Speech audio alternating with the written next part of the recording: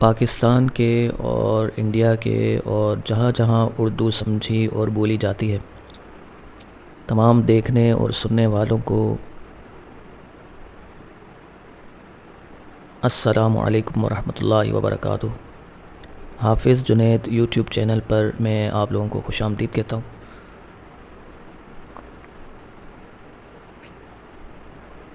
رسول اللہ صلی اللہ تعالیٰ علیہ وآلہ وسلم کے فرمان خیرکم من تعلم القرآن وعلمہ، یعنی تم میں سے بہترین شخص وہ ہے جو خود قرآن سیکھے اور دوسروں کو سکھائے۔ آپ صلی اللہ تعالیٰ علیہ وآلہ وسلم کے اس فرمان عالی شان کے مطابق اپنا یوٹیوب چینل اسٹارٹ کر رہا ہوں، تاکہ ایسے بہت سے افراد ہیں، بچے ہیں، ٹین ایجرز ہیں، پھر ایسے بڑے افراد بھی ہیں جو قرآن پاک جنہوں نے پرانا پڑھا ہوا ہے یا کسی ایسے استاد سے پڑھا ہے، کسی ایسے قاری سے پڑھا ہے جس کا خود کا تلفظ صحیح نہیں تھا، اور انہوں نے جو ہے جنہوں نے ان سے پڑھا، تو ظاہر ہے جس کو جو آتا ہوگا وہی سکھائے گا۔ اور اس میں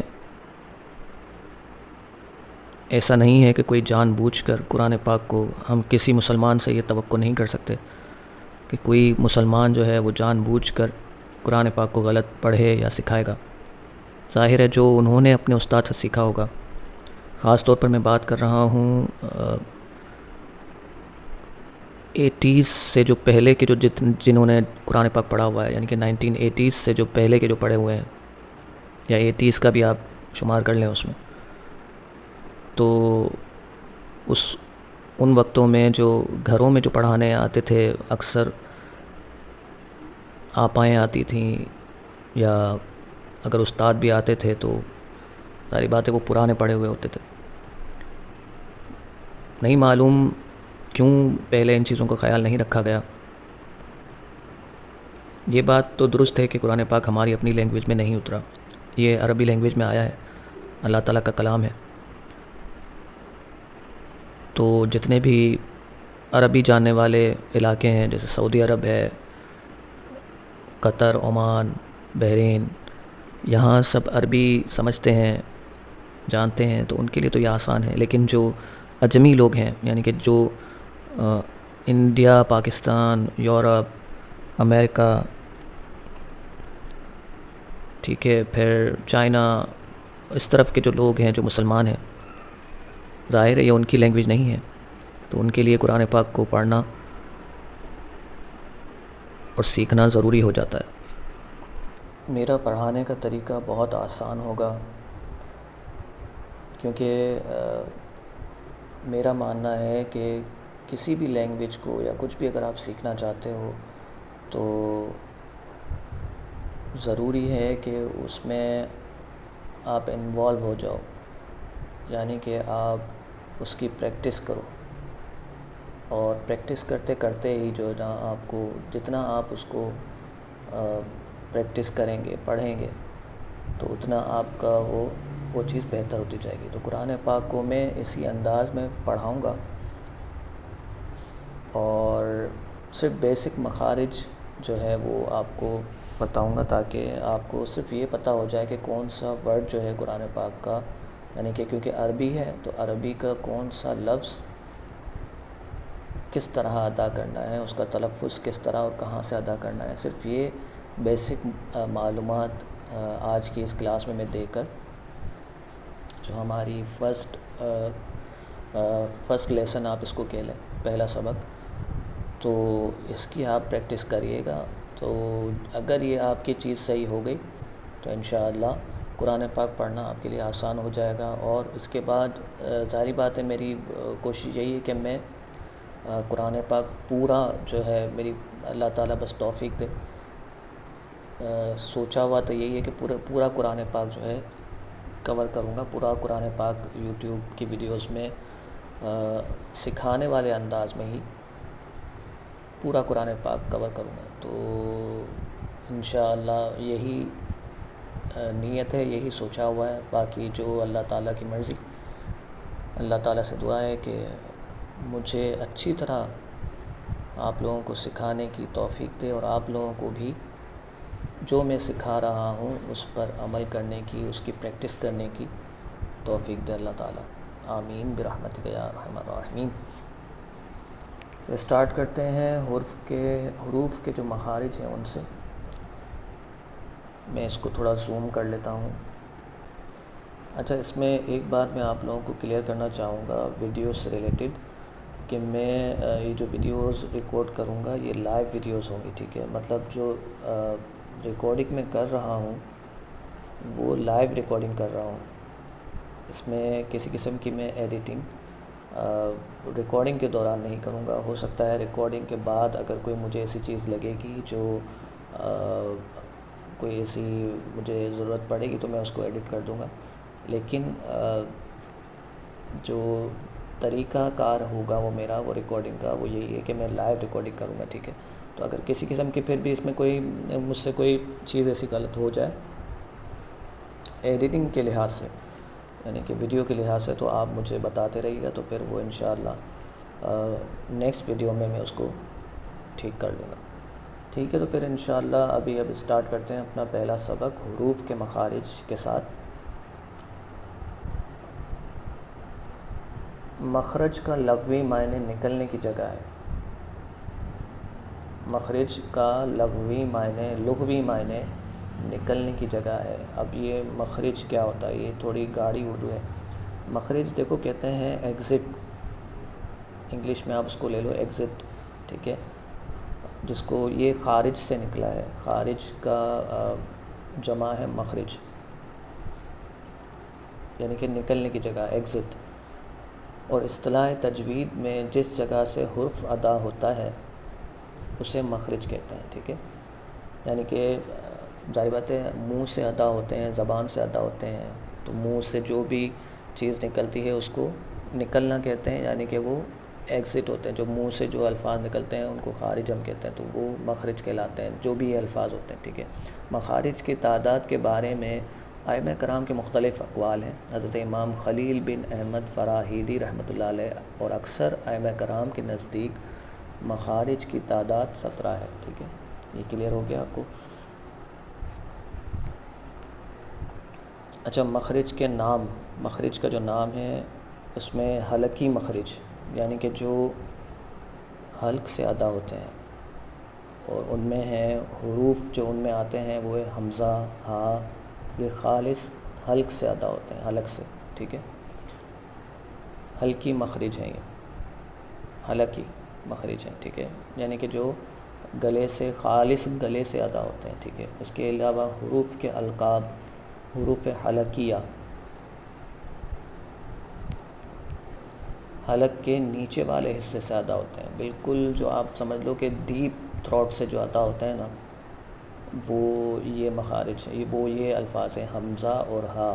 ان میں کسی قسم کا کوئی آپ کو وہ نہیں کرنا، سیدھا آپ کو گلے سے ادا کرنا ہے، ٹھیک ہے؟ حمزہ ہاء، حمزہ ہاء۔ دوسرا آ جاتا ہے حلق کے درمیان والے حصے سے ادا ہوتے ہیں، جو وہ یہ دو الفاظ ہیں عین ہاء، عین ہاء۔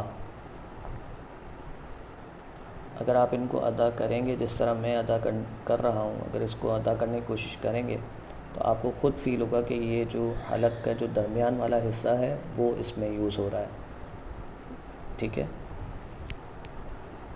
اچھا، اب تیسرا کیا ہے؟ حلق کے اوپر والے حصے سے ادا ہونے والے الفاظ، جس میں آتے ہیں، جس میں جو حروف آتے ہیں وہ ہیں غین، خا۔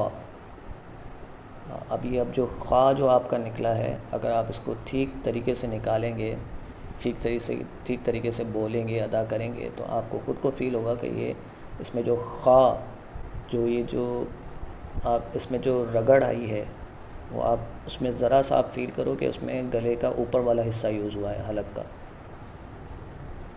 ٹھیک ہے؟ تو آپ کو غین اور خا یہ حلق کے اوپر والے حصے سے ادا ہوتے ہیں، اس کا دھیان رکھنا ہے۔ یہ میں ویڈیو میں بھی یہ تصویر میں آپ کو اسی لیے شو کر رہا ہوں کہ آپ اس کو بعد میں بھی پڑھ سکیں. اردو میں لکھا ہوا ہے، آپ اس کو آسانی سے پڑھ سکتے ہیں. ٹھیک ہے. اچھا، پھر آ جاتا ہے لسانی مخارج، حروف لہویہ، یعنی کہ وہ الفاظ جو زبان کی جڑ اور تالو کے نرم حصے سے ادا ہوتے ہیں. زبان کی جڑ،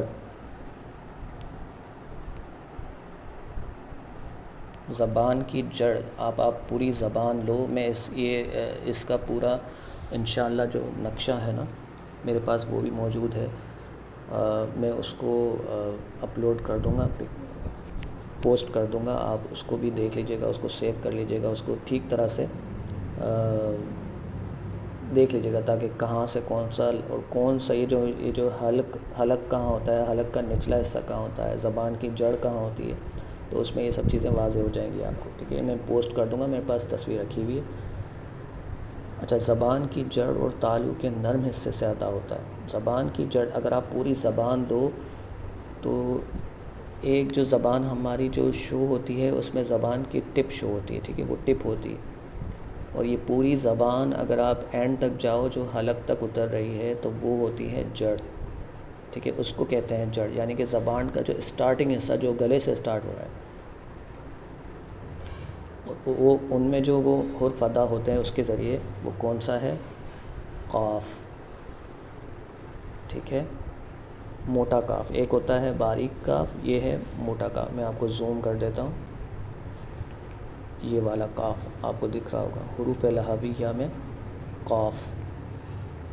ٹھیک ہے، یہ زبان کی جڑ اور تالو کے نرم حصے سے ادا ہوتا ہے. ٹھیک ہے، اب باریک کاف آ گیا، یہ بھی حروف لہویہ میں شامل ہے اور یہ زبان کی جڑ اور تالو کے سخت حصے سے ادا ہوتا ہے. وہ جو موٹا کاف تھا وہ نرم حصے سے ادا ہوتا ہے، یہ زبان کی جڑ اور تالو کے سخت حصے سے ادا ہوتا ہے کاف. اگر میں اس کو آپ کو آسان طریقے سے سکھانا چاہوں تو آپ میرا پروناؤنس سن رہے ہوں گے، پروناؤنسیشن آپ ان ورڈز کی آپ سن رہے ہوں گے، تو آپ کو خود کو میں آسان طریقے سے اگر سمجھانا چاہوں تو یہ جو نقطوں والا کاف ہے، گول والا، اس کو کہتے ہیں موٹا کاف. اور اس کو ہم پروناؤنس کریں گے تھوڑے سے ہیوی انداز میں، موٹے انداز میں. ٹھیک ہے، قوف، قوف.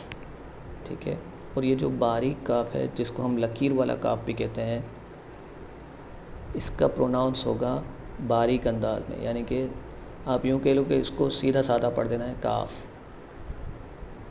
ایک ہے موٹا قاف اور یہ ہے باریک کاف. ٹھیک ہے، اس کو قاف پڑھنا ہے تھوڑا سا موٹا کر کے، ہونٹوں کو گول کر کے. ٹھیک ہے، اور جو دوسرا لکیر والا ہے اس کو سمپل بس ادا کر دینا ہے کاف. یہ ورڈز قرآن پاک میں آتے ہیں، ظاہری بات ہے یہ قرآن پاک کے ہی، عربی کے ہی ہے ورڈز، حروف. تو جہاں جہاں یہ، کیونکہ یہ بنیاد آپ کی ٹھیک ہوگی تو جیسے اگر آپ کو پتہ ہوگا کہ عین کو کس طرح پڑھنا ہے، حمزہ کو کس طرح پڑھنا ہے، غین، خا، قاف، کاف، ان سب کو کس طرح ادا کرنا ہے، اگر آپ کو یہ سب معلوم ہوگا تو اگر قرآن پاک میں یہ الفاظ ریپیٹ ہوں گے تو جیسے جیسے میں پڑھتا جاؤں گا آپ کے لیے پڑھنا آسان ہوگا، کیونکہ آپ کو پہلے سے ہی معلوم ہوگا کہ یہ ان ورڈز کو کس طرح ادا کرنا ہے. ان ورڈز کی پریکٹس کرنا ضروری ہے آپ کے لیے، کیونکہ میں یہ ویڈیو بنا کے پھر نیکسٹ ویڈیو پر آ جاؤں گا انشاءاللہ. میری کوشش ہوگی کہ زیادہ گیپ نہ دوں، کیونکہ میرا خود کا بھی، میں اپنے کام کاج میں ہوتا ہوں، میرا فل ٹائم یہ جاب نہیں ہے. تو میری کوشش یہی ہوگی کہ میں ایک دن چھوڑ کر ایک دن ویڈیو ضرور اپلوڈ کر دیا کروں. تو وہ جو ایک دن کا جو گیپ آئے گا اس میں سیکھنے والوں کے لیے، جو سیکھنا چاہتے ہیں، جو دلچسپی رکھتے ہیں قرآن پاک کو، اور دلچسپی تو نہیں کہوں گا، میں کہوں گا کہ ہر مسلمان کو قرآن پاک سیکھنا چاہیے. اور اگر آپ لوگوں کو لگتا ہے میری ویڈیو دیکھ کر کہ میرا انداز ٹھیک ہے، قرآن پاک سکھانے کا آسان ہے، تو اور کیونکہ آج یہ پہلی ویڈیو ہے، جیسے جیسے ظاہر بات ہے امپرومنٹ مجھ میں بھی آتی جائیں گی، سکھانے کے لیے، سکھانے کے انداز میں میرے بھی امپرومنٹ آتی جائے گی. اور دوسری بات یہ کہ جو سیکھنے والے لوگ ہوں گے، آپ لوگ، وہ بھی میری رہنمائی کریں گے کہ نہیں مجھے اس طرح بتانا چاہیے، کس طرح بتانا چاہیے، تو اس طرح بھی اور امپرومنٹ آتی رہیں گی. تو انشاءاللہ آپ جڑے رہیں گے میری ویڈیوز کے ساتھ اور سیکھیں گے اور میری رہنمائی بھی کریں گے، تو انشاءاللہ ویڈیوز بہتر سے بہتر ہوتی جائیں گی. ٹھیک ہے، پھر آج کا سبق اختتام کرتے ہیں. حروف کے مخارج ابھی اور بھی ہیں، لیکن آج کے لیے اتنے کافی ہیں. ویڈیو بھی لیندی ہو رہی ہے، تقریباً 13-14 منٹ ہو گئے، 13 منٹ ہو گئے. تو زیادہ لیندی ویڈیو بھی بنانا میرا مقصد نہیں ہے. میرا مقصد یہ ہے کہ ویڈیو چھوٹی ہو، لیکن یہ ہے کہ اس میں جو آپ نے یہ کچھ الفاظ میں نے آپ کو سکھائے ہیں حروف کی ادائیگی کے،